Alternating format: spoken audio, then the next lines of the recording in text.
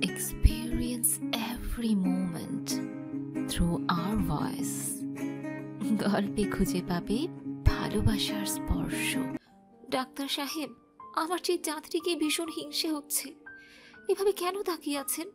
কি আছে এই চাঁদে যা আপনাকে আকর্ষণ করছে? এই উজ্জ্বলতা? তাহলে কালো মেঘে ঠেকে যাকে আলো, আমাবস্যা নামক রোজ। তবু আপনি এভাবে না তাকালে সৌন্দর্যের প্রতীকের দিকে। প্রভাতের সূর্যকিরণ চোখে মুখে এসে পড়তেই চোখ খুলে সায়রা। তার মাথাটা কেমন ভন ভন করছে। আশেপাশে তাকিয়ে দেখল সে তার ঘরেই আছে, কিন্তু সে কক্ষে কি করে আসলো? গত রাতের কথা মনে করার চেষ্টা করে সায়রা। তার যতটুকু মনে আছে সে তো বাড়ির পেছনে লুকিয়েছিল, তাহলে এখানে কি করে আসলো? কিছুতেই মনে পড়ছে না সায়রার। সায়রার ভাবনার মাঝেই কক্ষে প্রবেশ করে তাহারিয়ান। তার হাতে খাবারের ট্রে আর সাথে ওষুধের পাত্র। সায়রাকে কিছু বলতে না দিয়ে গম্ভীর গলায় তাহারিয়ান বলে, ওষুধগুলো সময় মতো খাওয়ার কথা ছিল, খাওনি কেন? সায়রা কিছু না বুঝে বাচ্চাদের মতো তাকিয়ে আছে। তাহারিয়ান খাবারটা টেবিলে রাখতে রাখতে বলে, হাত মুখ ধুয়ে এসে খেয়ে নাও। সায়রা কিছু না বলে চলে যায়। তার হাত মুখ ধুয়ে বের হতেই দেখে তাহারিয়ান এখনও দাঁড়িয়ে আছে।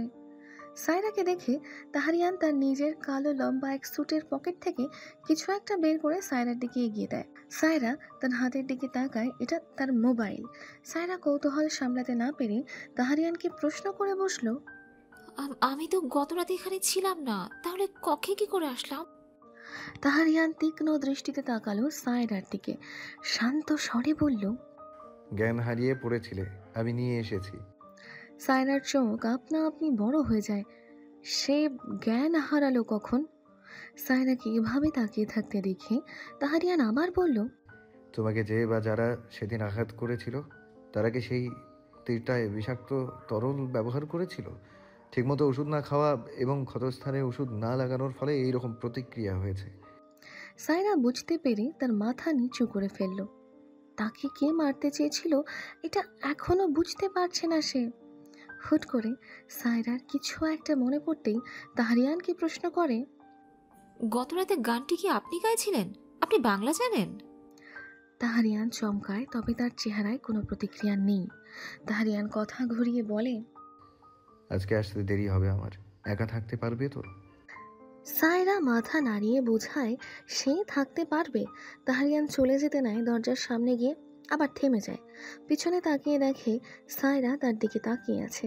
তাহারিয়ান সায়রার চোখের দিকে তাকিয়ে প্রশ্ন করে, তুমি তো ভবিষ্যৎ থেকে এসেছো, অতীতে কি হয়েছে সব জানো। আচ্ছা, কোরিয়া কি মুক্ত হতে পারবে?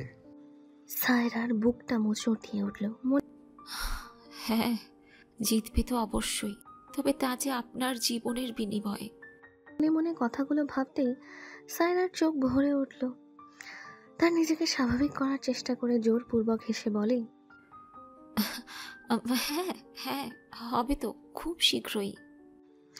তাহারিয়ান আর কিছু বলে না, স্থান ত্যাগ করে। সায়রা কিছুক্ষণ সেখানেই দাঁড়িয়ে রইল। তার খেতে ইচ্ছে করছে না, কিন্তু ওষুধ তো খেতে হবে। সায়রা খাবারটা খেয়ে ওষুধ খেয়ে নেয় এবং তরল জাতীয় ওষুধটা ক্ষতস্থানে লাগিয়ে নেয়। এখন দুপুর একটা। সায়রা গোসল করবে, কিন্তু তার তো কোনো পোশাক নেই। হুট করে মনে আসলো তার পরনে সেদিন তার মায়ের শাড়িটা ছিল, সেটা কোথায়? সায়রা নিজের কক্ষে যায়, আলমারি খুলে দেখে সেখানেই শাড়িটা রয়েছে। সায়রা স্বস্তির নিঃশ্বাস ফেলে। আলমারিটা ভালোভাবে পর্যবেক্ষণ করতেই দেখতে পায় সেখানে ছেলেদের কয়েকটা প্যান্ট আর দুটো কালো লম্বা স্যুট। সায়রা ভালোই বুঝতে পারে যেটা ডক্টর সাহেবের। সায়রার আবার প্রশ্ন জাগে মনে, উনি কেন এসব বড় বড় স্যুট পরে ঘুরে বেড়ায়? বাড়িতেও কি এসব পরে নাকি? আজব। সায়রা আলমারির নিচের দিকে দেখে এখানে একটি কালো রঙের গেঞ্জি। সায়রা একটু খুশি হয়, কিন্তু প্যান্টের কি করবে? ডক্টর সাহেবের যে প্যান্ট, তার মতো দুজন ঢোকা যাবে। লিনার পোশাক তার হবে, কিন্তু কারো অনুপস্থিতিতে তার কক্ষে যাওয়াটা ঠিক হবে না ভেবেই সায়রা তাহারিয়ানের গেঞ্জি আর প্যান্ট নিয়ে গেল স্নানকক্ষে। প্রায় মিনিট 20 পর সায়রা বের হলো গোসল দিয়ে। তাহারিয়ানের প্যান্টটা ওড়না দিয়ে বেঁধে নিয়েছে। ওড়নাটা মূলত শাড়ির সাথে সেদিন পরেছিল সেটা। সায়রা চুল মুছতে মুছতে আয়নার সামনে দাঁড়ালো। নিজেকে এভাবে দেখে তার মনে হচ্ছে কোনো পাগল। প্যান্ট প্রচণ্ড লম্বা হওয়ায় তা মাটিতে গড়াগড়ি করছে, আর গেঞ্জির কথা কি বলবে। এই মুহূর্তে সায়রার নিজেকে নিজের দেখে কান্না পাচ্ছে। কি অদ্ভুত লাগছে তাকে। কেউ এই অবস্থায় তাকে দেখলে নিঃসন্দেহে তাকে অন্য কোনো গ্রহের এলিয়েন ভাববে। সায়রা বাচ্চাদের মতো কাঁদো কাঁদো মুখ করে নিচে চলে আসে, সোজা চলে যায় তাহারিয়ানের ছোট্ট লাইব্রেরির কাছে। সেখানে ছোট্ট একটি ক্যালেন্ডার রাখা। সায়রা ভালোভাবে খেয়াল করলো, তবে বুঝতে পারল না আজকে কত তারিখ। সায়রা সেসবে মনোযোগ না দিয়ে বইয়ের শেলফের কাছে চলে গেল। বিভিন্ন প্রকারের বই এবং কাগজপত্র রাখা। সায়রা কোনো কিছুতেই হাত দিল না, যদি প্রয়োজনীয় কিছু নষ্ট করে ফেলে তখন কি হবে। সায়রার নজরে পড়ে একটি কালো রঙের ডায়েরির দিকে। সায়রা ভাবছে সে কি দেখবে ডায়েরিতে কি আছে। সায়রার কৌতূহল আরও বৃদ্ধি পাচ্ছিল, তাই কিছু না ভেবে ডায়েরিটা হাতে নিল। ডায়েরিটা খুলতেই প্রথম পাতায় দেখতে পায় কিছু একটা লেখা। এই অনুভূতিটার নাম কি? ভালোবাসা নাকি ভালো লাগা? আবার এই অনুভূতির অর্থ কি? অল্প বয়সের আবেগ? আমি জানি না। দীর্ঘ সময় ধরে তোমাকে দেখেছি, কথা বলেছি, তবে আমার অনুভূতি তোমাকে বলতে পারিনি। আজকে অনেকটা সময় অপেক্ষা করেছিলাম তোমাকে আমার অনুভূতি সম্পর্কে বলবো ভেবে, তবে তুমি আসলে না। হয়তো তোমার কাছে আমার তেমন একটা গুরুত্ব নেই, তবে আমার সব অনুভূতি তোমাকে নিয়ে। বিকেল পেরিয়ে সন্ধ্যা, তারপর নিশীথ রজনী, অপেক্ষা করে গেলাম, কিন্তু তুমি আসলে না। বড্ড যন্ত্রণা হচ্ছিল আমার, তবে বলে বোঝানোর মতো কাউকে পেলাম না। অনুভূতিগুলোকে হৃদয়ের কোনো এক কোণে চেপে রেখে ফিরছিলাম, তবে এই প্রকৃতি, এই পরিবেশ হয়তো চাইনি আমি চেপে রাখি। হুট করে বৃষ্টি আমাকে ভিজিয়ে দিল। আমার অনুভূতিগুলো বৃষ্টির মতো ঝরতে লাগলো। আমি আমার এই আবেগ নামক অনুভূতিকে ঘৃণা করি। আমি বৃষ্টি ঘৃণা করি। আমি আমার ভাগ্যকে ঘৃণা করি। 16/3/1935। প্রথম পৃষ্ঠা পড়েই ডায়েরিটা বন্ধ করে ফেলল সায়রা। সে আর জানতে চায় না, তার অসহ্য লাগছে সব কিছু, কষ্ট হচ্ছে, কিন্তু কেন। সায়রা ডায়েরিটা আগের জায়গায় রেখে দিল, ফিসফিস করে বলল, আমিও ঘৃণা করি আমার জীবনকে, আমার ভাগ্যকে, আমার অনুভূতিগুলোকে, রাতের অন্ধকারে ওই চাঁদকে। আমি আমার নিজেকে ঘৃণা করি। আপনি অন্য কাউকে ভালোবাসলে আমার কেন অদ্ভুত অনুভূতি হবে? আপনি ওই চাঁদের মাঝে তাকে খুঁজেন, তার নামে আপনি গান গেয়ে যান, যাকে আপনি ভালোবাসেন। এতে আমার হিংসে কেন হবে? হবে না, কিচ্ছু হবে না আমার। সায়রার চোখ মুখ ফুলে গিয়েছে। সায়রা দৌড়ে নিজের কক্ষে চলে যায়। তুমি একজন উচ্চ পদস্থ কর্মকর্তা, তুমি কেন সাধারণ সৈনিকদের সাথে যোগ দিতে চাইতেছ? তাহারিয়ান চুপ করে দাঁড়িয়ে আছে। প্রশ্নের উত্তর দিতেও ভালো লাগছে না তার। লোকটা আবার বলল, রস্টিম তাহমিয়ান। তাহারিয়ান লোকটার দিকে তাকালো, গম্ভীর গলায় বলল, আমি আমার সিদ্ধান্ত জানিয়ে দিয়েছি, এ নিয়ে আর কিছু শুনতে চাই না। লোকটা চাইলেও কিচ্ছু করতে পারবে না। তাহারিয়ানের জেদ সম্পর্কে সে অবগত। লোকটি দাঁতে দাঁত চেপে বলল, পরিস্থিতি অনুযায়ী তোমাকে ডাকা হবে, ক্যাবও ঠিক করা হবে। তাহারিয়ান আর কিছু বলল না। হেডকোয়ার্টার থেকে বেরিয়ে পড়ল। ভবন থেকে নেমে বিশাল মাঠের দিকে একবার তাকালো তাহারিয়ান। সৈনিকদের প্রশিক্ষণ দেওয়া হচ্ছে। তাহারিয়ান আবার নিজের মতো হাঁটতে লাগলো। গেটের কাছে আসতেই তাহারিয়ান দেখে দোহা দাঁড়িয়ে আছে। দোহাকে দেখেও না দেখার ভান করে তাহারিয়ান হাঁটতে লাগলো। দোহা শুকনো ঢোক গিলে পেছন পেছন যাচ্ছিল। তাহারিয়ান থামলো, পকেট থেকে চিঠিটা বের করে দোহার হাতে দিয়ে গম্ভীর গলায় বলল, বাবা কেমন আছে? দোহা মাথা নিচু করে বলে, স্যার, আমাকে মাফ করে দিন, আমি সত্যিই সুযোগ পাইনি। তাহারিয়ান শান্ত দৃষ্টিতেই তাকিয়ে আছে। দোহা মাথা উঁচু করে একটু হাসার চেষ্টা করলো। আঙ্কেল ঠিক আছে এখন। আর দোহাকে আর কিছু বলতে না দিয়ে তাহারিয়ান সামনের দিকে হাঁটতে লাগলো। বলল, আমি এখানে এসেছিলাম এই সম্পর্কে লিনা কিংবা মা বাবা কেউ যেন কিছু না জানতে পারে। দোহা দাঁড়িয়ে যায়। ইয়ং, আপনার পরিবারকে না জানিয়ে আপনি এতগুলো সিদ্ধান্ত কেন নিচ্ছেন? তাহারিয়ান উত্তর না দিয়ে নিজের মতো হাঁটতে লাগলো।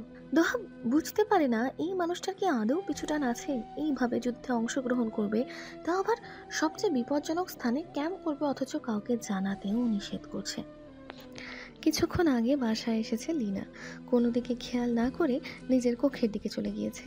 নিজেকে পরিচ্ছন্ন করে যখন নিচে আসবে তখন নজর যায় তার পাশের কক্ষের দিকে, যেখানে সায়রা নামের মেয়েটা ছিল। লিনা ভ্রু কুচকে সায়রার কক্ষের দিকে যায়। দরজা খোলা। লিনা দরজায় ধাক্কা দিতেই দেখতে পায় সায়রা নামের মেয়েটা নিচে গুটিসুটি মেরে বিছানার সাথে হেলান দিয়ে ঘুমাচ্ছে। সায়রাকে এখনও এই বাড়িতে দেখে হালকা বিরক্ত হয় লিনা। পর মুহূর্তে ঘুমন্ত সায়রাকে দেখে একটু মায়া হয়। লিনা বাহিরে থেকে দরজা লাগাতে গেলে শব্দ পেয়ে সায়রা তাড়াহুড়ো করে উঠে দাঁড়ায়। লিনা বুঝতে পারে সায়রা ভয় পেয়েছে। লিনা কিছু বলতেই যাবে তার আগেই লিনার দৃষ্টি পড়ে সায়রার পোশাকের উপর। হতভম্বের মতো হাঁ করে তাকিয়ে আছে লিনা। সায়রা এদিক ওদিক তাকাচ্ছে। লিনা কিং কর্তব্য বিমূঢ় হয়ে দাঁড়িয়ে আছে। হঠাৎ করে ফিক করে হেসে ওঠে লিনা। লিনাকে এভাবে হাসতে দেখে বেশ লজ্জা পায় সায়রা। সায়রাকে অস্বস্তিতে ফেলতে চায়নি লিনা, তবে তার এইরকম পোশাক দেখে নিজেকে নিয়ন্ত্রণ করতে পারেনি লিনা। সায়রাকে লজ্জা পেতে দেখে কোনো রকম নিজের হাসি থামিয়ে বলে উঠল, তুমি সব কি বলেছো? সায়রা মাথা নিচু করে রাখে, ঋণ ঋণিয়ে বলে, আসলে ওই আমার কোনো পোশাক ছিল না তো, তাই এসব। আমার পোশাক নিতে পারতে। সায়রা আগের ন্যায় দাঁড়িয়ে থেকেই বলল, কারো অনুপস্থিতিতে তার কক্ষে যাওয়া বা জিনিসপত্রে হাত দেওয়া তো উচিত নয়। লিনা স্মিত হেসে বেরিয়ে যায়। সায়রার ভীষণ লজ্জা করছে ও অস্বস্তি হচ্ছে। কিছুক্ষণ পর লিনা আবার সায়রার কাছে আসে। হাতে থাকা একটি বেগুনি ও নীল রঙের দুটি ফ্রক সায়রার হাতে দিয়ে গম্ভীর গলায় বলে, এখান থেকে একটা পরে নাও। এভাবে চলাফেরা করলে মানুষ তোমাকে পাগল ভেবে পাগলা গাড়িতে পাঠিয়ে দেবে। কথা বলে মুখ ভেঙিয়ে চলে গেল লিনা। লিনার এমন কথায় সায়রা একটু লজ্জিত হলেও খুশি হলো এই ভেবে যে এই জন্মে হোক বা পরের জন্মে লীনা সত্যি সুন্দর মনের অধিকারী। রাতের শীতল বাতাস বারবার স্পর্শ করছে সায়রার শরীর। রাত বাড়ছে, তবে কিছু ভালো লাগছে না তার। সায়রার প্রিয় কিছু জিনিসের মাঝে একটি হলো চাঁদ, আর আজ এই চাঁদটাকেই বড্ড অসহ্য লাগছে তার কাছে। ছাদের রেলিংয়ে উঠে দাঁড়ালো সায়রা। পাশে বড় একটি কাঠ গোলাপ গাছ। দাঁড়িয়ে একটি ফুল ছিঁড়ে তার কানে গুঁজে নিল। মাথা খারাপ হয়েছে তোমার? রেলিংয়ে উঠে দাঁড়িয়েছো কেন? পুরুষালী গম্ভীর গলার ধমক শুনে সায়রা কিছুটা আঁতকে ওঠে। পেছনে তাকিয়ে দেখে তাহারিয়ান। এখনো দাঁড়িয়ে আছো? এক্ষুনি নিচে নামো। সায়রা কিছু না বলে নেমে পড়ে। তাহারিয়ান দুহাত বুকের মাঝে গুজে বিরক্তিকর দৃষ্টিতে তাকিয়ে আছে সায়রার দিকে। দুজনেই নীরব। রাতের শীতল আবহাওয়ায় স্তব্ধ পরিবেশ। নীরবতা কাটে তাহারিয়ানের কথায়। নিচে এসে খেয়ে নাও। সায়রা কিছু না বলে উল্টো দিকে ফিরে দাঁড়িয়ে থাকে। কিছু সময় অতিবাহিত হওয়ার পর সায়রা বলে, আমার জন্য আপনাদের নিশ্চয়ই অনেক সমস্যা হচ্ছে। আমি কারো সমস্যা হয়ে থাকতে চাই না। আমি এখানে এসেছি আমার বাবা মাকে একটা বার দেখার জন্য, তাই আমার সেদিকেই পা বাড়াতে হবে। আগামীকাল আমি এই বাড়ি থেকে চলে যাব। আর আপনাকে অনেক ধন্যবাদ আমাকে সুস্থ করে তোলার জন্য, আমাকে আশ্রয় দেওয়ার জন্য, আর আর আমাকে বিশ্বাস করার জন্য। তাহারিয়ানের কোনো সারা শব্দ পাওয়া গেল না। সায়রা মাথা ঘুরিয়ে তাকায়। তাহারিয়ান আগের মতোই দাঁড়িয়ে আছে, তার মাঝে কোনো প্রতিক্রিয়া নেই। সায়রার কথা আটকে আসছে, কিছুই ভালো লাগছে না। তাহারিয়ান তার হাত দুটি পকেটে ঢুকিয়ে তীক্ষ্ণ দৃষ্টিতে সায়রার দিকে তাকায়। পৃথিবী এতটা সহজ নয়। তুমি চাইলে চলে যেতেই পারো, তবে তারপর? আমি বিশ্বাস করেছি বলে যে সবাই করবে তা কিন্তু নয়। তুমি বাচ্চা মেয়ে। এই যুদ্ধ চলাকালীন সময়ে তুমি কি ভাবছো তোমাকে কেউ সাহায্য করবে? সায়রা চট করে বলে, আপনি কেন করছেন? তাহারিয়ান যেন প্রস্তুত ছিল এমন প্রশ্নের জন্য। যদি বলি এতে আমার লাভ আছে তাই। সায়রা ভ্রু কুঁচকে তাকিয়ে রইল। বয়স কত তোমার? 18 কি 19? তোমার সময় আর আমার সময় যেমন এক নয়, পরিস্থিতি পরিবেশও তেমন এক নয়। তুমি অবশ্যই তোমার ইচ্ছে মতো এগিয়ে যেতে পারবে, তবে তার আগে মিথ্যে বলাটা শিখে নাও, কারণ তুমি মিথ্যেটাও গুছিয়ে বলতে পারো না। তাই তোমাকে কেউ সাহায্য করা তো দূর, উল্টো গুপ্তচর ভেবে বন্দি করবে। সায়রা ছলো ছলো দৃষ্টিতে অন্যদিকে তাকিয়ে আছে। তাহারিয়ানের দিকে তাকানোর সাহস তার নেই। তাকালে হয়তো তার চেপে রাখা অশ্রুগুলো আর বাদ মানবে না। তাহারিয়ান চলে যায়। সে চলে যেতেই সায়রা বসে পড়ে এবং কান্না করতে শুরু করে। কেন তার সাথেই এমন হলো? এই বাড়িতে থাকলে সে নিজেকে নিয়ন্ত্রণ করতে পারবে না, আর এই বাড়ি থেকে সে যেতেও পারবে না। কারণ তাহারিয়ান সত্যিই বলেছে, সে তো ঠিক মতো মিথ্যেটাও বলতে পারে না। আর রইল বাকি পৃথিবীকে চেনা, সেই সুযোগ তো তার হয়েই ওঠেনি। রাতের খাবার খাওয়ার জন্য লিনা সায়রাকে ডাকতে এসেছিল। সায়রা নিজেকে স্বাভাবিক দেখানোর চেষ্টা করে বলে সে কিছুক্ষণ পরে আসছে। সায়রা নিচে গিয়ে দেখে লিনা আর দোহা খাচ্ছে। সায়রার খেতে ইচ্ছে করছে না। সায়রাকে দেখে লিনা চোখ মুখ গম্ভীর করে বলে, খেয়ে নাও। আর তোমার সাথে এসব হয়েছে আগে বললেও তো পারতে। হতে পারি আমি একটু রাগী মেয়ে, কিন্তু খারাপ তো নয়। এই বলে মুখ ভেঙিয়ে খাবার এগিয়ে দেয়। সায়রা তো কিছু বুঝতে পারছে না লিনা কি বলছে। তাহলে কি ডক্টর সাহেব সত্যিটা ওদের বলেছে আর ওরা বিশ্বাস করেছে? সব কিছু মাথার উপর দিয়ে যাচ্ছিল সায়রার। এত কিছু ভাবতে হবে না। হিয়ং আমাদের বলেছে সব। তুমি যা অনাথ আশ্রমে ছিলে সেটা উত্তর কোরিয়ার সৈনিকরা আগুনে পুড়িয়ে দিয়েছে। যাই হোক, তুমি চিন্তা করো না, আমরা আছি। সায়রা এবার বুঝতে পারলো তাহারিয়ান ওদেরকে মিথ্যা বলেছে। সায়রা কিছু না বলে হালকা মাথা নাড়ালো। আমার না ভালো লাগছে না, আমি খাবো না। ওষুধ তো খেতে হবে, একটু খেয়ে নাও।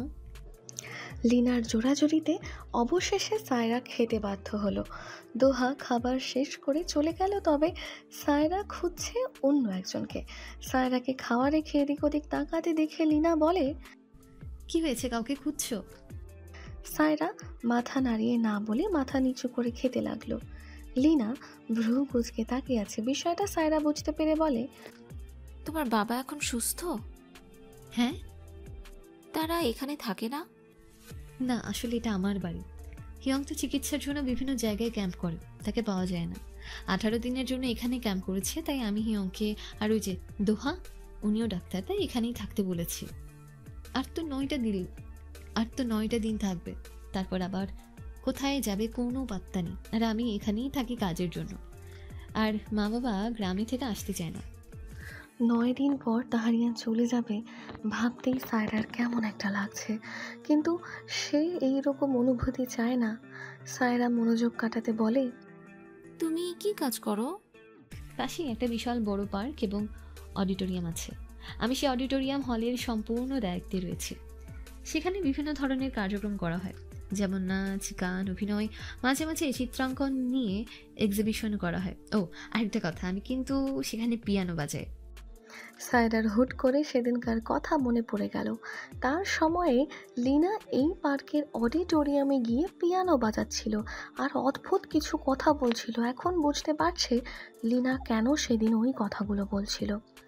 তবে শেষে যে বলেছিল সায়রা সব নিয়ে নিয়েছে, এটা সায়রার ধ্যান ভাঙে লিনার কথায়।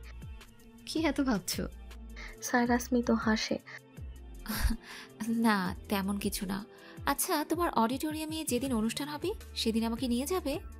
প্রত্যেক শনিবার সেখানে আয়োজন করা হয় এবং বাকি দিনগুলো আমরা অনুশীলন করি। আজকে 28শে নভেম্বর, 1 ডিসেম্বর শনিবার। তুমি চাইলে যেতে পারো। সায়রা চুপ হয়ে যায়। আর মাত্র 1 মাস, তারপর ডক্টর সাহেব? না, আর ভাবতে চাইছে না সায়রা। আচ্ছা, তাকে কি বাঁচানো যায় না? সে কি পারে না এই সুন্দর পৃথিবীটা দীর্ঘ সময় উপভোগ করতে? আচ্ছা, এই তুমি একটু পরপর কোথায় হারিয়ে যাও বলতে পারো? সায়রা তার নিজের চোখের পানি লুকিয়ে বলে, না না, মানে এখন তো যুদ্ধ চলছে, তাহলে পার্কে মানুষ যায় কি করে? মানে এইরকম পরিস্থিতিতে আর কি। লিনা হাসে। এই এলাকাটা বলতে গেলে একদম নিরাপদ, তাই তেমন একটা অসুবিধে হবে না। আচ্ছা, তুমি চাইলে আমাদের অডিটোরিয়ামের সদস্য হতে পারো। এতে করে তোমাকে বাড়িতে একাও থাকতে হবে না, আর বাইরে আনন্দও করতে পারবে, সাথে নিজের খরচটাও চালাতে পারলে। আমি মনে করি প্রত্যেকটা ব্যক্তির আত্মনির্ভরশীল হওয়া উচিত। কিন্তু আমি কি কাজ করতে পারবো? তুমি দেখতে অনেক সুন্দর, একদম পরীর মতন। তুমি মূল চরিত্র অভিনয় করতে পারবে। অভিনয় নিয়ে তোমার চিন্তা নেই, আমি সব শিখিয়ে দেব। সায়রা অস্বস্তিতে পড়ে যায়। সে করবে অভিনয়? কিন্তু লিনা সায়রাকে আর কিছু বলতে দিল না। কোনো কিন্তু নেই। আচ্ছা, তুমি তো বললে আর্ট এক্সিবিশন হয়, আমি কি সেখানে যোগ দিতে পারি? লিনা অবাক হয়ে বলে,